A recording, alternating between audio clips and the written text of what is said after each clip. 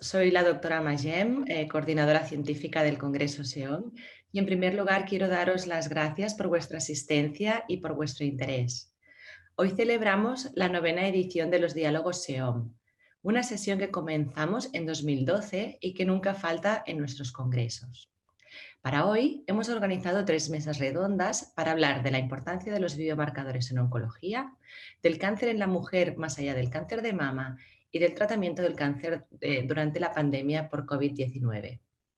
La oncología médica, como especialidad responsable del cuidado integral de los pacientes con cáncer y de su prevención, ha evolucionado mucho durante los últimos años con el objetivo de curar al paciente, producir menos efectos secundarios, prestar apoyo y asesoramiento a los pacientes y sus familiares, incrementar la calidad de vida de los pacientes y participar en las campañas de divulgación y de hábitos saludables y de diagnóstico precoz.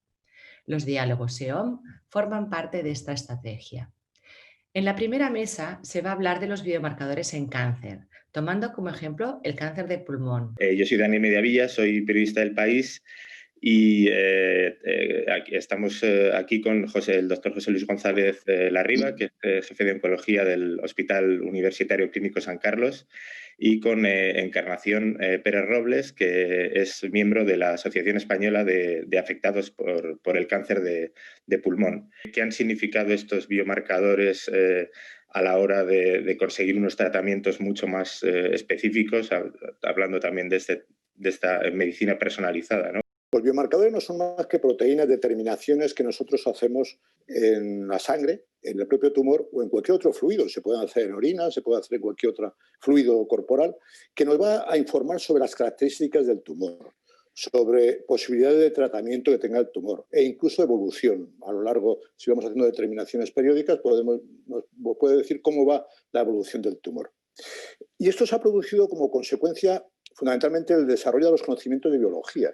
Yo siempre digo, cuando tengo que informar sobre todo a algún alumno, que los avances que se han producido en biología, por supuesto también en medicina, pero sobre todo en biología, en los últimos 40 años es muchísimo mayor que lo que se ha podido o sabíamos de los siglos anteriores, pero siglos y siglos y siglos anteriores. El avance ha sido tremendo. Como consecuencia de esto, claro, cada vez vamos conociendo mejor cuáles son los pasos intermedios en los procesos de aparición de un cáncer y del desarrollo y de la diseminación de estos cánceres. Es decir, qué alteraciones en las células existen para que aparezca este cáncer y por qué se disemina, ¿no? Eso nos ha permitido, evidentemente, utilizar fármacos que son poco agresivos, que son muy eficaces, que son habitualmente fáciles de administrar y que son tremendamente eficaces para nuestros pacientes. Se trata de identificar qué alteración tiene no el tumor en general, sino el paciente en concreto, qué proteína es alterada, y entonces tenemos un fármaco dirigido a modificar esa proteína. Por lo tanto, es una medicina de un tratamiento totalmente personalizado. En el caso, por ejemplo, del cáncer de pulmón, en 10, 12 años de conocer una proteína que estaba alterada en estos tumores y que entonces desarrollar un fármaco específico, hemos conocido, ahora mismo puede haber 8 o 9 proteínas que tenemos identificadas y que tenemos tratamiento específico para ellos. Con lo cual, el pronóstico de estos tumores ha cambiado completamente. La supervivencia de estos pacientes, por ejemplo, en el caso del cáncer de pulmón, ha pasado de ser de meses o de un año, a tener una supervivencia, una expectativa de vida de muchísimos años.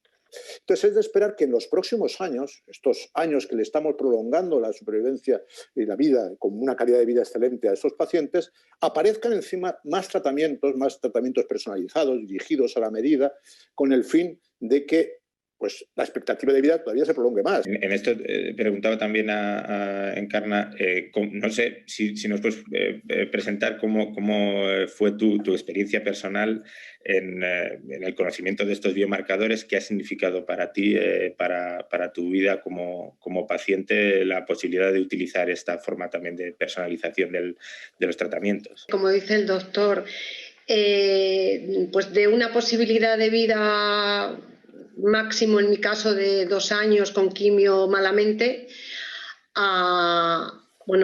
yo en junio del 2018 fue cuando me diagnosticaron la enfermedad. El 12 de junio no tenía ninguna expectativa de vida máximo de 2 años y con muy mala calidad de vida. bueno, me pasaron al departamento oncológico ya pues para ponerme el tratamiento, a tener la suerte, evidentemente tener la suerte de haber estudiado mi caso y poder ofrecerme la posibilidad de una de estas medicaciones, digamos, de primera línea.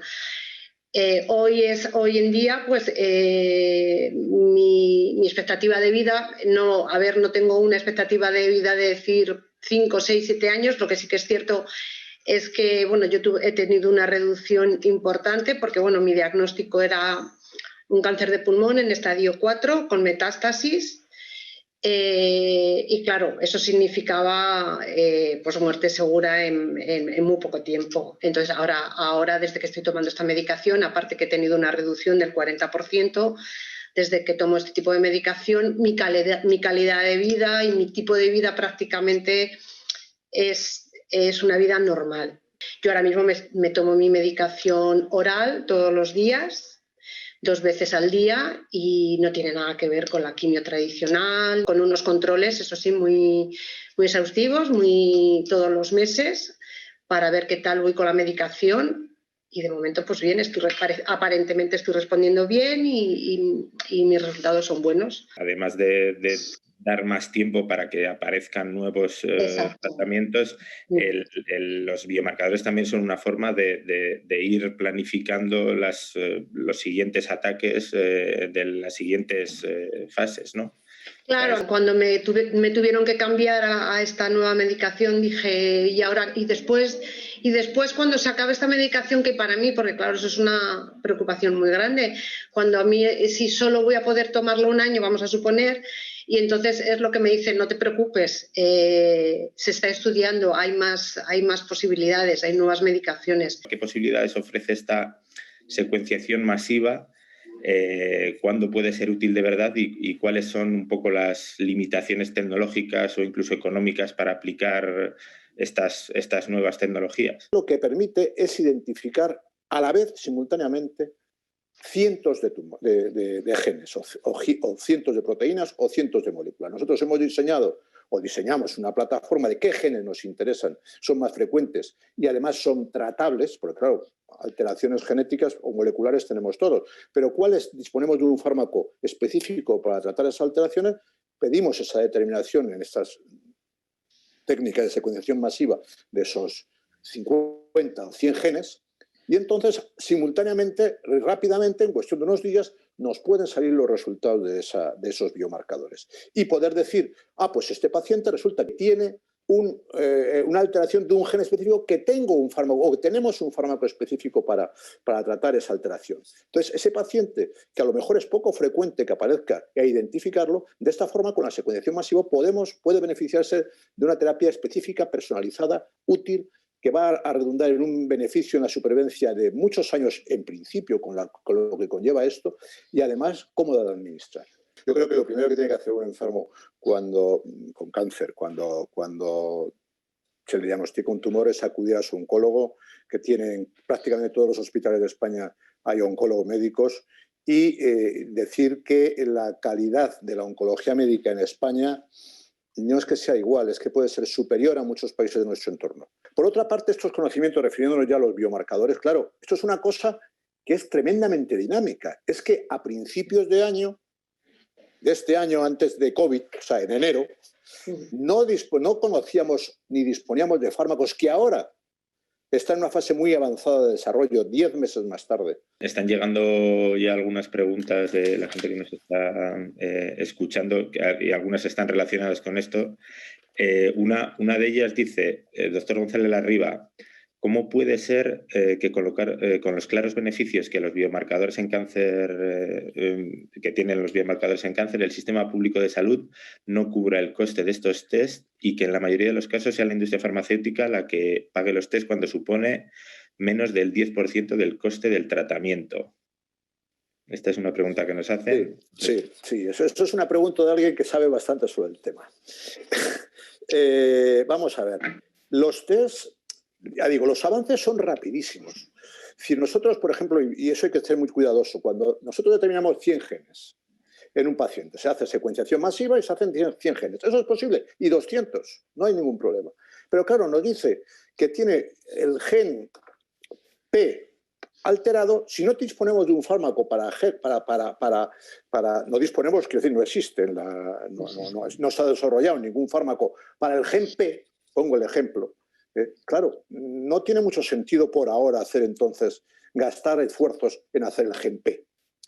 Eso lo digo ahora, pero resulta que a lo mejor en febrero del año que viene el gen P, no hay ningún G que se llame P, le poniendo un nombre. En febrero a lo mejor disponemos de un fármaco para el gen P, con lo cual va rapidísimo.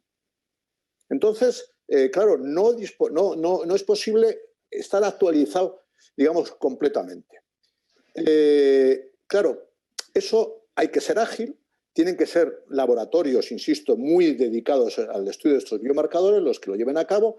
Y repito, perdone que sea pesado, a lo mejor trabajar en red. No se trata de que todos los hospitales tengan que tenerlo. Trabajar en red, tener la posibilidad de mandar ese muestra al laboratorio que corresponda, subvencionado y pagado por el Servicio Nacional de Salud, y que la industria farmacéutica no tendría que intervenir ahí.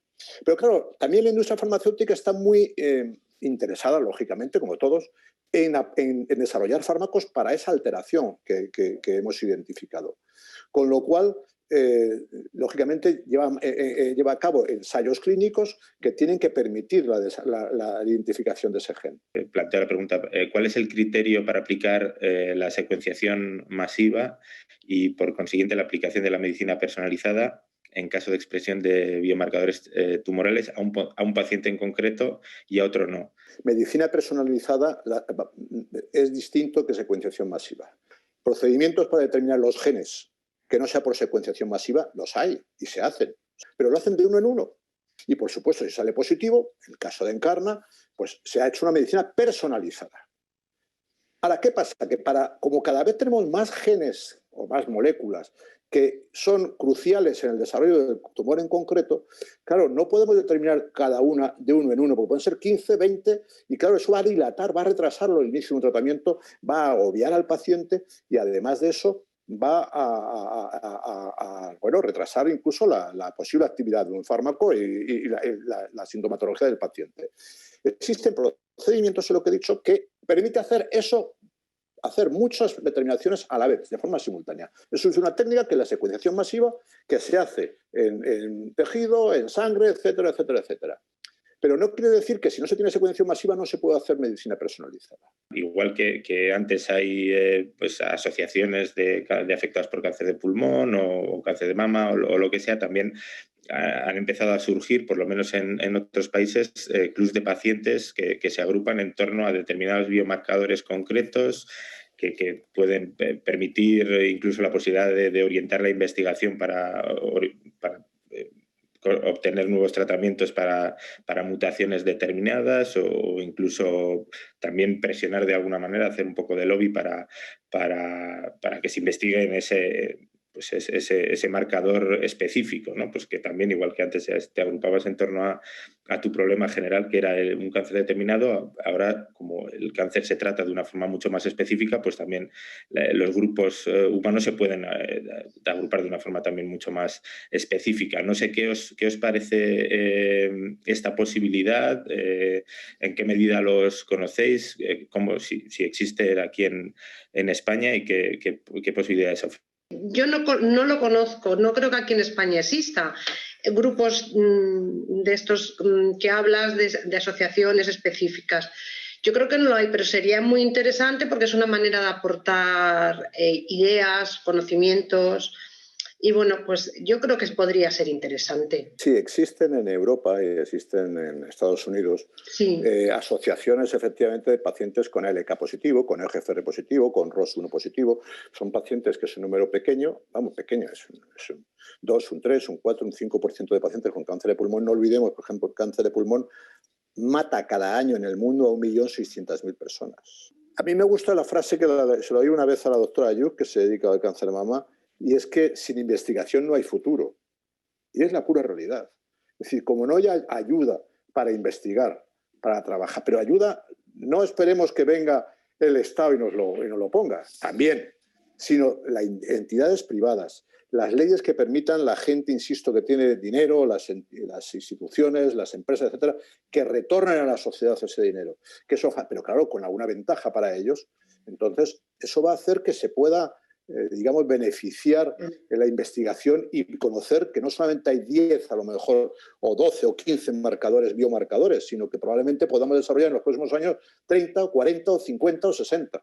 ¿En qué estado de avance y fiabilidad de resultados está la biopsia líquida? La biopsia líquida en la esperanza, vamos, es muy útil y queremos desarrollarla y queremos optimizarla. Y es tremendamente útil, porque claro, es sacar sangre y sobre esa sangre determinar o sacar, identificar el ADN o el ARN tumoral circulante que hay circulando en el organismo, permite cuantificarlo y permite ver que se empieza a elevar ese biomarcador previo 1 mes o 2 meses antes de la recaída radiológica. Entonces es el futuro. Claro, cuando tienes un problema como este, probablemente dices, bueno, me expongo a casi lo que sea con tal de tener una opción, pero digo que no sé hasta qué punto estas novedades también os dan una cierta esperanza en mejorar ese tipo de forma de... Claro, nos da toda la esperanza, claro, porque aunque yo ahora mismo estoy muy bien, y estoy con una medicación que me ha ido muy bien, pero no hay que olvidar que, pues eso, que yo tenía metástasis, que estoy en estadio 4, entonces creo que todo eso es primordial porque a mí me da mucha esperanza de vida, porque claro que sí, de un año atrás, digamos, sí que te cuestionas cuánto me quedará de vida, cuánta calidad de vida me queda. Te planteas muchas de esas cosas, por lo tanto sí que es importante saber, todo eso es muy importante saberlo. 4 cosas que he anotado un poco como resumen de la charla dentro de las muchas cosas que se han dicho. Una, sin investigación no hay futuro, efectivamente es imprescindible. El tema también de que gracias a esa investigación, esto que comentaba el doctor, antes de empezar el COVID no existían tratamientos que pueden existir ahora, o sea, que en 10 meses puede cambiar las circunstancias, que esto gracias a estos biomarcadores que alargan que incrementan esos meses de vida, pueden dar la opción a entrar en esa siguiente fase y que acudan a su oncólogo médico independientemente de donde estén, aunque no estén en una capital, van a tener seguramente una persona que les pueda orientar, que les pueda informar de dónde hacerlo, de cómo tener acceso a esos biomarcadores que le van a dar todas esas nuevas posibilidades.